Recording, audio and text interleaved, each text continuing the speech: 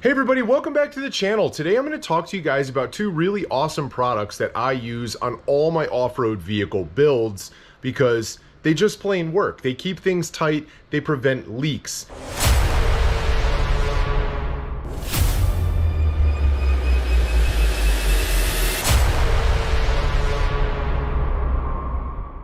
The Stage 8 locking fasteners 14 bolt axle flange bolts are made to a higher quality spec than the factory bolts, and they lock in position. Now, one of the reasons why I use a 14 bolt axle like the one you see here behind me is because it's super strong. And one of the awesome things about it compared to a factory axle is that if you actually break an axle shaft, you can actually take it off, slide it out, and it doesn't actually disassemble your hub. So you can keep your wheel on and keep on going. The downside to that is the bolts that hold the axle shaft in are under a huge amount of stress, and they often loosen up off-road in that high vibration, high torque environment. What Stage 8 has done is come up with a bolt that's stronger than the factory bolt, goes in, locks into place, and keeps everything nice and tight. It'll prevent leaks and keep your axle shaft where it needs to be so you can keep partying on the trails. I take one extra step before I slide my axle shaft in and mate it up with this flange. They make a gasket for this, but Permatex also makes something called Ultra Black. Super sticky, super oil resistant, super heat resistant, and it works really well. I usually take some Ultra Black, I put a thin bead of it around the flange, wait for it to tack up for a couple of minutes, and then once it does, I slide it in, bolt it back together. That's what I recommend for not only your axle shafts, but also your diff covers. It works so good on diff covers. It'll fill in any minor imperfections, bends, tweaks, anything like that, and keep it sealed better than anything that I've found.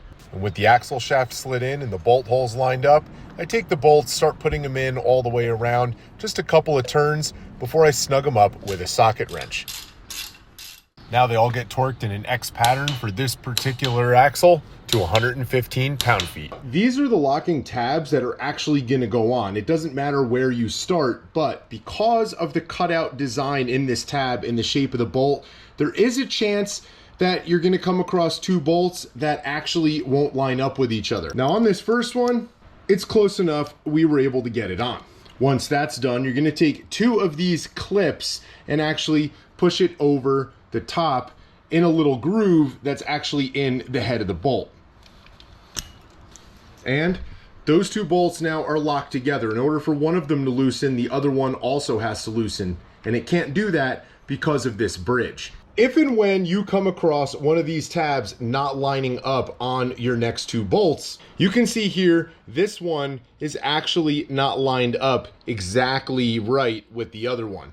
I can either put it on this guy, but I can't get the other one in position to actually go on, or I can put it on one and you can see just how far off it is.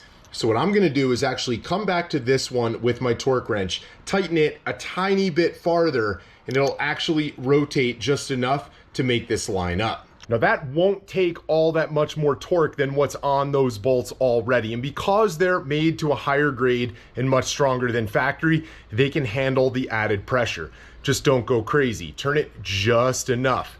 If you have to turn it a lot, which I've never come across, then you might want to actually loosen it a touch, or maybe try tightening the other bolt that you're trying to lock it to, and play with it until you can get them both to line up.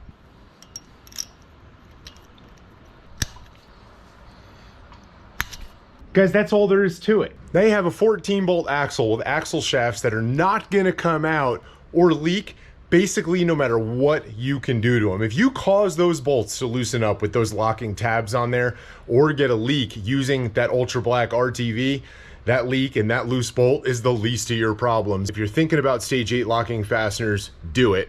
And if you're getting tired of the leaks on your Jeep and you're trying to seal up things like your diff covers or axle shafts, guys, this stuff, it's the way to go. Comment below on what you use to seal up your Jeep and on if you guys actually have experience with Stage 8, and get out there and build something.